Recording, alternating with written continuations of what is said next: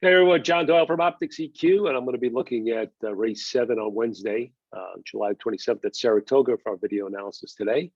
And it's a short field, but I think there might be some value in here if things stay to the morning line, where number one, Hatari is the favorite. I don't think this horse has any really significant edge at all on this field, and I think that would be a good play against in this race. And there looks like there'd be some opportunity.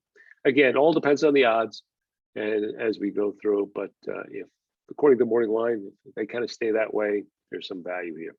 Okay, let's look at the plot. The plot fit is a red, okay, which is not so great, but I think it's still usable. The contention is there's not much contention or speed rating here. And you can see there's really one horse that has an early kind of pace run style. The rest are more pressure closer types. So, you would think that the advantage would be to the 5. And you can see the 5 plots really well here all the way to the left. Should be a horse that should be controlling the lead. Now look at his second call. It's just kind of on par with the 2. So, I've looked at some of his races. The other thing about the 5, when you look at him, he's coming out of races at Presque Isle.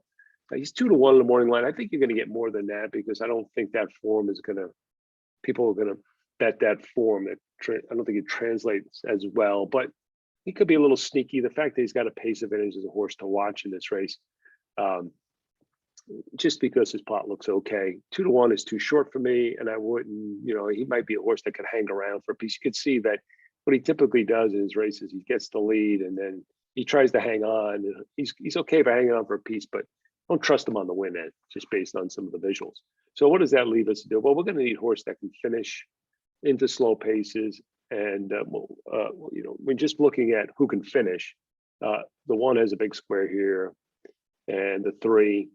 And then on surface and distance, the 3 stands out. Okay. He just stands out on that.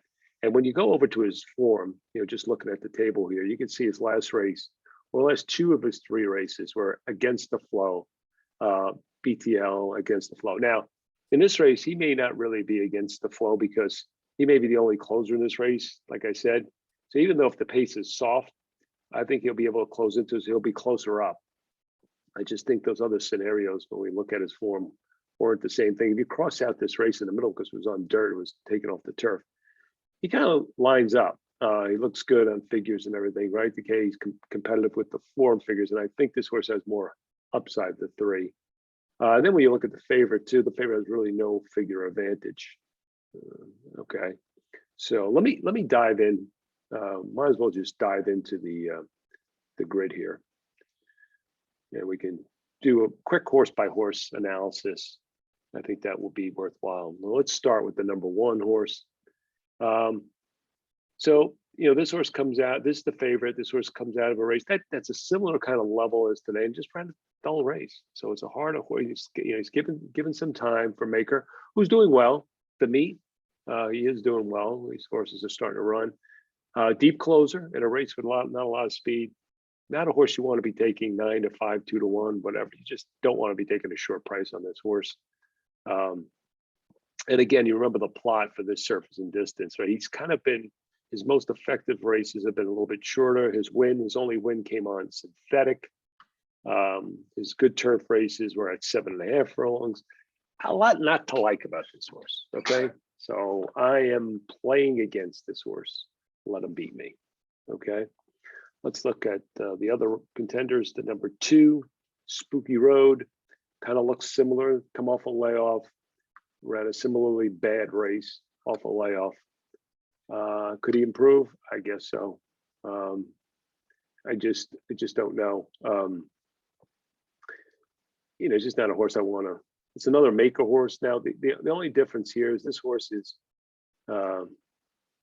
making an equipment change, and the fact that Saya says, and it's been like a kind of a tricky trainer jockey combo early in the meet with Baker and Saya. So maybe he rates a little bit of a chance to improve off that dull effort at Belmont. Being the second off the layoff. Source wants the turf, right? Probably wants longer. His races that were good, and his win came at Fairgrounds. That's the level below this. He's okay. He's not okay. I'm just you know, for the win end, he wouldn't be the horse that I want in this race. Okay.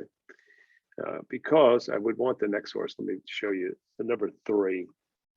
I think is the horse to beat in this race, Vintage Gal. Now, you know, when you first look at her, she kind of looks slow because her figures are just a little bit like on the tail end of this Optix figure race. But we saw the other horses, recent races, kind of one of the best recent speed figures, and that's 78. And it was against the flow, room, better than looked effort. The horse made up a lot of ground being against the flow. Ortiz stays. It was in a common race with the 2 and just buried the 2 in that race. So I don't see much changing. The other thing is you just kind of, like I showed you in the other thing, across this format, it's nothing but B's, this horse, since as a 3-year-old. She's kind of gotten good. And I think she's ready for one of those, you know, efforts that are going to be really good, because she's only been on the turf twice. So I think there's a big improve. I'm making her my favorite in this race. So the fact that she will be probably the post-time favorite makes her a prime play for me. Now she's 9-2. I don't think you're going to get 9-2, but if we do, we'll be happy with that. But I think she is. The other thing, just to note that you know, that against the traffic was an average race shape and a very fast. So, you know, the thing is with her, I don't think it matters if they're going, because you can see she can sit up closer. So if the pace isn't that fast, I think she'll be up closer. And her kick, you could see it on the plot, right? Again, her kick just dominates that surface and distance. Number 3, Vintage Gal. Okay, that's the one. Let's just go through the others quickly. The 4, I thought maybe had an exotic chance just because the horse looks like on numbers is improving. You know, has a big back number here. Now that was on synthetic, but it was against better. I thought this horse had a look too. It's a, you know, positive. Yeah, it's been running at Gulfstream, so you know it's a kind of below level. But you know, in a race where there's some other horses that are shaky that might take money, you know, you want to take a look at this horse just because he might warrant it based on price. The other horses were the number 5. This is the one I talked about that might have a pace advantage. It might be a good underneath horse, exotic, especially he floats above that 4-1. This is a horse that likes to get to the lead. Obviously, he's the best figures, but this is a races against horses at Presque Isle, so not the same caliber. You can see the amount of money he's running for here versus what he's running for, you know, on Wednesday. So this is a horse that you know, gets the lead, and I've noticed the lead, he's kind of like fades a little bit in the stretch.